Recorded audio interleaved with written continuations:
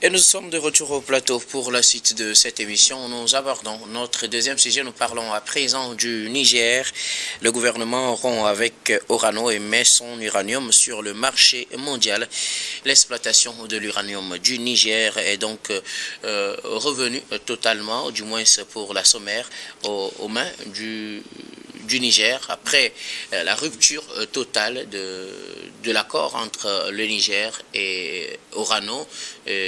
C'est ce groupe français qui exploite l'uranium nigérien. On sait que depuis le mois de juin, un bras de fer s'est installé, ou depuis plusieurs mois d'ailleurs, un bras de fer s'est installé entre le groupe Orano et les autorités nigériennes. Au mois de juin, il y a eu cette décision de l'État du Niger donc de reprendre le contrôle, et désormais c'est définitif. L'annonce a été faite ce dimanche par les autorités nigériennes. Le Niger donc qui entre-temps qui possédait juste 36,6% de part dans cette entreprise, reprend le contrôle total et nationalise donc ce qu'on appelle la sommaire, et donc devient propriétaire à part entière de l'exploitation de son uranium. Le pays décide également par la même occasion de mettre son uranium sur le marché mondial. Nous en parlons avec nos invités. Je commence par vous, Adam Adjronou. Le Niger reprend définitivement le contrôle de la sommaire. Le gisement d'exploitation d'uranium revient au pays sur décision des autorités. Oui, il n'y avait rien d'étonnant, puisque lorsque vous prenez le Niger d'ailleurs, même comme ses amis frères, ses pays frères de l'AES, ils sont dans une logique de pouvoir arriver à avoir ce que nous appelons la vraie indépendance. Vous convenez qu'avec moi que lorsque on parle de l'indépendance, c'est justement l'indépendance financière qui fait du pays indépendant, parce que ça veut rien dire. Lorsque vous avez l'indépendance territoriale, vous avez les limites, vous contrôlez les frontières, etc., et que vous n'avez pas en réalité l'indépendance financière. Et on a vu que dans la logique de ces pays-là, c'est de faire en sorte qu'ils puissent, en tout cas, suffisamment maîtriser l'exploitation de leurs ressources minières. Et l'exploitation de ces ressources minières, nous savons que lorsque nous prenons pratiquement la plus grande partie de nos pays africains, ils l'ont cédé en tout cas à des filiales étrangères et qui sont payées ou carrément où les revenus sont pratiquement à pied de figure par rapport aux revenus du territoire. La preuve est que lorsque nous prenons en termes de pourcentage, ce qui revenait donc au Niger, c'était moins de 40%. Et la filiale même s'en prenait plus de 63%. 36% tout à pour fait. le Niger. Donc vous voyez, même si les clauses du contrat pour la plupart du temps, lorsque vous les prenez également, sont des contrats qui ne représentent pas en réalité, qui ne ressemblent pas réellement donc à un État qui est allé donc signer dans ces contrats-là. Donc, cette logique-là, nous l'avons vu venir, et vous voyez pratiquement que, comme je l'ai dit, la plupart des pays de l'AES sont dans cette logique-là, même si nous savons véritablement que le bras de fer judiciaire ne va pas s'arrêter, puisque d'ailleurs même, il y a Orano qui conteste en réalité la décision du Niger de mettre l'uranium sur le marché international. Mais ce qui est craint au-delà de ça, parce que vous savez, déjà il y a des preneurs, on parle de l'Iran et de la Russie, déjà qui sont en attente de pouvoir prendre, que cela n'aille pas, pour que demain, puisque cette décision, moi je pense que c'est une décision souverainiste, et c'est normal, parce qu'à partir du moment où vous exploitez des gisements qui ne profitent pas de fond en comble à la population ou à l'État du Niger ou n'importe quel État, il y a lieu quand même qu'au regard des préoccupations de l'État, il faudrait quand même que vous revoyez les clauses du contrat, et lorsque vous butez donc à des refus, il va de soi que vous pouvez quand même trouver d'autres alternatives qui puissent permettre de pouvoir véritablement tirer moyen profit de ces gisements-là. C'est ce que le Niger a fait. Et donc moi je pense que les jours à venir, comme je le disais tantôt, il ne faut pas que cette décision-là se transforme, puisque ce qui est mijoté dedans, c'est réellement voir en sorte que demain que la Russie ou l'Iran, qu'on ne puisse pas donc céder en réalité l'exploitation à des filiales russes ou l'Iran. Il faudrait quand même que le Niger, en le vendant, puisse arriver, puisque c'est la transformation qui est aujourd'hui en tout cas partagée par la plupart des pays. Nous l'avons vu également en Guinée, où il y a des unités de transformation qui sont là pour faire en sorte qu'on puisse avoir plus de rentabilité pour le pays. Donc pour moi, la crainte est que, c'est vrai, c'est le marché international. On voit que c'est ce marché international-là, ce sont ces pays-là, nous voyons véritablement que les pays-là sont également très proches sur plusieurs aspects, avec aussi bien le Niger que d'autres pays, qu'on ne puisse pas, que le Niger lui-même puisse véritablement donc envoyer des gens se faire former pour que demain, on ne puisse pas, en tout cas, déshabiller Paul pour habiller Pierre. Merci beaucoup à vous, Adam Adjronou. Gabé Adjaro, le Niger reprend totalement le contrôle de son uranium, la mine de la Somaï et Djimouraren, et reviennent donc au Niger sur décision des autorités à la suite de ce bras de fer qui s'est engagé depuis plusieurs mois entre les autorités nigériennes et les dirigeants d'Orano, qui est un groupe français, je rappelle au passage. Oui, je pense que c'est logique, hein, c'est logique d'ailleurs hein, que le Niger reprenne la main, parce que en venant déjà au pouvoir, vous savez très bien que la plupart des pays de l'AES estiment que la France était un soutien aux terroristes et tout ça, et donc il ne faut pas continuer par alimenter hein, cette France-là qui déstabilise leur pays. Donc ils ont jugé bon de rompre les contrats avec les sociétés françaises, à savoir Orano, et dans lequel, bon, avec Somaïr, dont Orano détenait près de 103 ou bien 104% des actions. Et donc, je pense que c'est dans une très bonne logique d'ailleurs, parce que ils ont visité un certain nombre de contrats, ils ont vu que bon, c'est désavantageux pour le Niger, parce que déjà, quand vous voyez le pourcentage d'actions qu'a la société française Orano dans cette structure-là, ça désavantage véritablement le Niger. Le Niger ne percevait pratiquement rien. Et bon, il y a certes quelques infrastructures sociales qui ont été réalisées hein, par Orano, la construction des écoles, de certains centres de santé et tout ça, mais il y a beaucoup de choses qui ne sont pas faites. Donc quand ils ont fait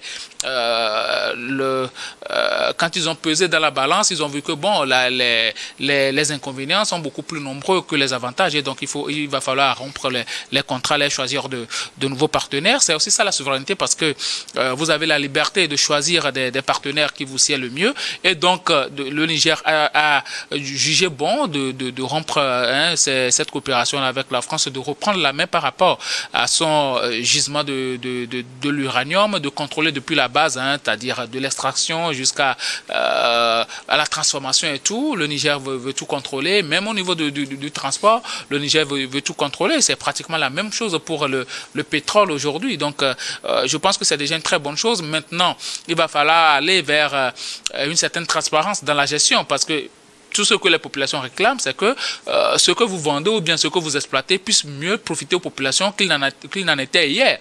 Parce que si aujourd'hui on exploite, on change de partenaire, c'est bien d'affirmer sa souveraineté, c'est d'ordre politique d'ailleurs.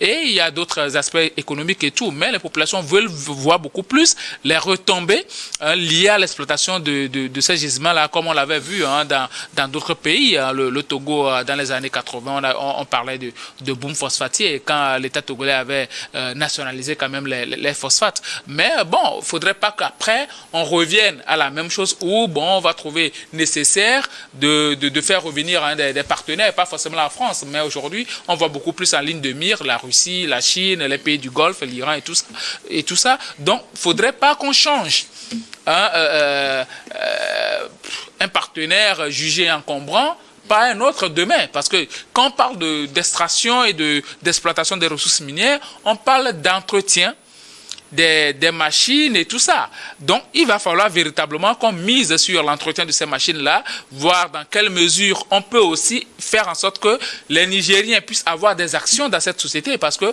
l'État seul ne peut pas seulement avoir des actions. Il faudrait qu'on arrive à construire des champions nationaux, et donc, on doit faire en sorte que les Nigériens, il y a des Nigériens très riches qui peuvent acheter des actions quand même dans cette structure-là, et ainsi de suite, peu à peu. Je pense que ça va beaucoup plus aider les Nigériens, surtout quand je parle de profit aussi, il va falloir penser à l'énergie électrique. Parce que quand on parle d'uranium, le premier profit des Nigériens, on ne peut pas exploiter de l'uranium à Arlit et tout ça, et puis ces zones vont rester dans le noir quand même. Il va falloir que cette population-là puisse bénéficier au prime abord des retombées quand même de l'exploitation. Et donc, il va falloir électrifier, que ça puisse servir. Et donc, ces partenariats-là, ça ne doit pas juste être partenariat de vente et tout ça, mais surtout de retombées concrètes. Pour que les Nigériens puissent voir que, bon, voilà, grâce à l'uranium, je ne vais plus avoir de l'électricité juste 2 fois ou bien 3 fois par jour, 2 heures ou bien 3 heures par jour, mais je peux l'avoir satiété. Et donc, c'est comme ça que l'industrialisation va beaucoup plus impacter le pays. Parce que déjà, quand le problème énergétique va se résorber, je pense que les Nigériens, ils ont du génie, ils vont beaucoup plus construire, ils vont beaucoup plus créer des entreprises, des industries et tout ça. Ça va beaucoup plus les aider. Donc, il ne suffit pas juste de changer de partenaire ou bien de partenaires commerciaux, mais il va falloir beaucoup plus apprendre de ces partenaires pour que cela ait de bonnes répercussions sur le peuple nigérien. En tout cas, selon les informations, cet uranium sera exploité par l'État nigérien et mis sur le marché mondial. À qui veut l'acheter, à moins que la situation ait changé après. Bon, ça sera donné aux plus offrants, en fait. Bien sûr. Donc, ça sera donné aux plus offrants, mais il faudrait qu'il y ait de la transparence. Parce que dans la plupart de nos pays, on dit que, bon, aujourd'hui, on a changé de partenaire, on vend ceci, on vend cela, on a du pétrole, on a de l'uranium, on a du zinc, on a ci, on a ça. Mais en réalité, les populations ne savent pas ce que ça génère par an. En termes de bénéfices, en termes d'argent et tout, les apports même de ces structures-là dans le budget, les populations n'en savent absolument rien. Donc, pour changer la donne aujourd'hui, pour être différent vis-à-vis des anciens présidents, bien des anciens gouvernants, aujourd'hui, il va falloir aller beaucoup plus vers la transparence et donner véritablement des comptes aux Nigériens pour qu'ils sachent que, bon, voilà, durant 6 mois, on a eu à exploiter l'uranium, on a gagné ci, on a eu à exploiter le zinc ou bien le pétrole, on a eu à gagner ci, on a eu à gagner cela, et donc ça va servir à tel projet. C'est la reddition des comptes qui va faire que les populations auront beaucoup plus confiance à cette nouvelle gouvernance du Niger. Alors, un autre aspect pour cette exploitation, est-ce que cette décision surprend? On sait que déjà, depuis juin, le gouvernement nigérien avait le contrôle des gisements d'Imuraren et dans l'exploitation de l'uranium au Niger. Mais on pourrait peut-être espérer que les discussions aient évolué et qu'on ait abouti à un compromis, comme ce fut le cas il y a de cela une semaine au Niger, au Mali, excusez-moi. Mais une semaine après, au moment où on en débattait justement sur ce plateau, on se disait que cela peut-être servirait de voie pour d'autres pays également, pour revoir, négocier les contrats et peut-être s'entendre avec les exploitants. Là, c'est carrément le contraire qu'on vient nous annoncer au Niger, Adam. Oui, en fait, cette logique, c'est une logique en réalité qui est rationnelle pour la simple et bonne raison que, en réalité, lorsque vous prenez les autorités actuelles, ce ne sont pas eux qui avaient signé des contrats, en tout cas plus ou moins tordus, qui n'ont pas permis en réalité au pays d'affirmer en tout cas cette souveraineté économique voulue. Mais aujourd'hui, je pense que, comme je l'ai dit d'ailleurs, même c'est un bras de fer. Cette discussion-là date déjà quelques années déjà. Mais justement parce que lorsque il faudrait quand même buter sur, en tout cas des intérêts de la filiale qui en réalité essaie d'assigner le Niger d'une manière, d'une autre à l'international, etc. Il faudrait quand même que le pays puisse prendre ses responsabilités et dire que non, au-delà de tout, nous avons voulu quand même passer par la voie juridique et faire en sorte que nous puissions trouver des solutions qui puissent être plus ou moins avantageuses à chacune des parties. Mais à un moment donné, vous ne pouvez pas continuer éternellement, pas discuter. Vous avez des besoins internes aujourd'hui, on ne le dirait jamais assez, puisque le Niger aujourd'hui a des besoins, il veut s'affirmer. Il a quand même de la nécessité de pouvoir donc s'affirmer et partant de là, il n'a pas le temps à perdre. S'il faudrait quand même pas, vous connaissez quand même les procédures judiciaires, surtout sur des questions comme telles, ce ne sont pas des procédures judiciaires qui vont vite. Vous allez perdre du temps, donc autant prendre ses responsabilités. Et bon, parce que de toute la façon, il ne fait pas entorse à la procédure.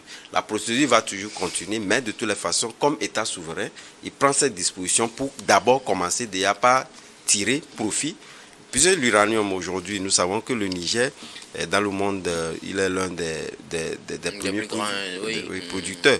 Donc, il tire l'essentiel de ses revenus de l'exploitation de l'uranium. On ne va pas prendre le temps de pouvoir être derrière le juridique et oublier les nécessités internes. C'est en cela qu'il prend cette disposition. Est-ce qu'en prenant cette disposition, on aurait pu quand même négocier, revoir peut-être les clauses et peut-être augmenter la part du Niger, comme on l'a fait au Mali? Non, bon, lorsque je parlais tantôt d'un bras de fer entre Orano et eux, ça voudrait dire quand même que cette voie est toujours d'actualité, sauf que ça tarde. Et lorsque ça tarde, on prend ses responsabilités. On prend ses responsabilités parce que vous avez des besoins immédiats et actuels qui ne vous permettent pas de pouvoir aller à des années durant pour venir t'en trouver. En attendant que, en tout cas, le juridique ne puisse se prononcer et que l'État, en tout cas plus ou moins, parce que lorsqu'on parle de l'État, de toutes les façons, on ne va pas faire dans l'exécution des arrêts ou des décisions, peu importe, en tout cas la Cour qui va décider que l'État, en tout cas, est redevable à Orano. Je pense que l'État trouvera des moyens plus ou moins de pouvoir donc répondre à cela. Mais pour l'instant, ça doit profiter à l'État du Niger. C'est ce qui est fait. Voilà les responsabilités prises. Alors, est-ce que ça ne décourage pas peut-être de potentiels investisseurs? On se pose souvent cette question, à voir la manière dont le dossier a évolué jusqu'à cette annonce ce week-end. Est-ce que cela ne risque pas de décourager peut-être de potentiels investisseurs? Je ne parle pas forcément des investisseurs français. On sait que la France et le Niger, ce n'est pas trop ça, mais des autres pays, est-ce que ça met en confiance? Non, ça ne met pas en confiance, parce que déjà on parle de capitalisme, là, parce que les gens investissent, ils veulent forcément tirer du profit. Même la France, ce n'est pas l'État français qui était actionnaire quand même de Somaïr. Donc, ce sont des capitalistes français, c'est-à-dire des entrepreneurs français qui ont quand même investi, même dans cette structure. Donc, mais il faut signaler aussi que l'État français est propriétaire à 90% d'Orano. Donc, très présent.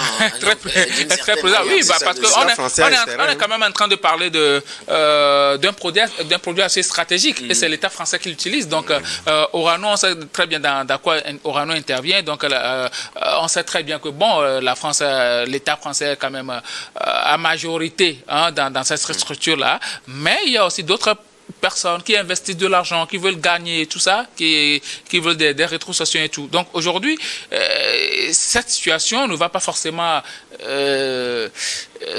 rassurer d'autres investisseurs étrangers même de venir investir dans cette structure-là, parce qu'on peut dire que bon, du jour au lendemain, on peut rompre ce contrat-là quand l'État va se sentir bon, voilà, et donc c'est très compliqué, mais l'État nigérien était dans une certaine posture, et donc vu la relation qu'il y a eu avec la France, il fallait prendre des décisions économiques, politiques et stratégiques, et donc il fallait tout rompre avec la France, et on ne peut pas mettre quand même ce jugement stratégique là dans les mains des Français pour continuer à nourrir leurs entreprises, quand on estime que l'État français est en train de en connivence avec les terroristes pour déstabiliser non seulement le Niger mais tous les pays de l'AES. Donc aujourd'hui, je pense que c'est une décision que l'État nigérien a prise. Tout compte fait, les décisions étatiques soient irréversibles. Quand ils prennent des décisions comme ça, tu ne peux rien faire. Et même au côté juridique, bon, c'est après la justice est là, mais l'État doit continuer à vivre. Et donc, on ne va pas attendre que la justice rende sa décision. Ici, la procédure judiciaire n'est pas suspensive quand même des agissements de l'État. L'État doit continuer à agir et donc protéger son citoyen et renflouer quand même les caisses. Donc, je pense que c'est une décision prise par l'État nigérien, une décision jugée bonne par l'État nigérien. Et donc moi, je ne peux pas dire le contraire. Le plus important pour moi aujourd'hui, c'est que les Nigériens puissent profiter royalement de la production ou bien de l'exploitation quand même de ce gisement-là, pour que bon, demain on puisse tous créer que bon, voilà, au moins dans un pays comme le Niger, l'exploitation des gisements a servi à quelque chose. Donc moi, la France, les autres capitalistes qui veulent venir investir et tout, bon, l'État a la possibilité de rassurer tout le monde et tout est compris dans le contrat aussi, de la manière dont le contrat. Si vous respectez véritablement le contrat et qu'il n'y a pas de souci, je ne vois pas l'État rompre le contrat. Et surtout qu'on sait que c'est un contrat, c'est synagmatique, c'est entre deux parties. Et donc, rompre un contrat de manière unilatérale, ça pose toujours des conséquences. Donc, à un moment donné, pris sous ce prisme-là, je pense que les investisseurs peuvent être un peu rassurés pour venir investir quand même, parce que bon, ce sont des capitalistes qui fuient un peu partout, hein, là où il y a de l'argent, donc ils vont toujours trouver des voies de contournement pour essayer de faire valoir leurs droits et essayer de tirer profit quand même de l'exploitation de ces gisements-là. Oui, je pense que lorsque vous lisez un peu les termes de cette décision prise par l'État du Niger, vous convenez qu'avec moi que l'État du Niger dit il met son uranium sur le marché international à qui veut la prendre. Ça vous a dit quand même que au plus offrant, comme le disons, mais vous comprendrez véritablement dans ce thème-là que c'est la question du prix en réalité qui cause problème, puisque la question de la nationalité n'est pas quand même d'actualité. Si la France veut véritablement aujourd'hui vouloir acheter l'uranium du Niger, je pense que il peut, mais l'essentiel est que la France puisse quand même être ou prendre l'uranium au prix fixé par le Niger. C'est là où c'est intéressant. Maintenant, parlant donc de l'impact, je pense que le problème ne s'oppose pas. L'impact en réalité est plus quand même, en tout cas à l'actionnaire qui viendra et réellement ne voulant pas céder, en tout cas, ou véritablement rester dans la ligne de conduite du Niger. C'est là où il y a problème. Puisque cette décision va plutôt permettre à d'autres États également de prendre des décisions contraires. Et justement, ça vous a dit quand même que lorsque vous venez, vous n'allez plus venir dans l'intention de pouvoir être sur des territoires et exploiter. Et puis, en tout cas, les thèmes sont connus aujourd'hui. On appelle les grands signataires qui viennent véritablement donc voir les thèmes de ce contrat-là pour que l'État puisse être le plus grand gagnant dans ce contrat-là. C'est ce qui est aujourd'hui très essentiel et donc moi je pense que cela ne va pas en tout cas décourager les gens à venir investir, que ce soit au Niger ou ailleurs, mais malheureusement cela doit éclairer davantage d'autres États à prendre des décisions similaires et faire en sorte que les ressources minières puissent donc profiter à l'État avant de profiter donc à l'actionnaire investisseur. Merci beaucoup à vous tous pour vos contributions. Nous allons marquer une nouvelle pause, ce sera pour le journal, puis on reviendra tout à l'heure pour la suite de cette émission.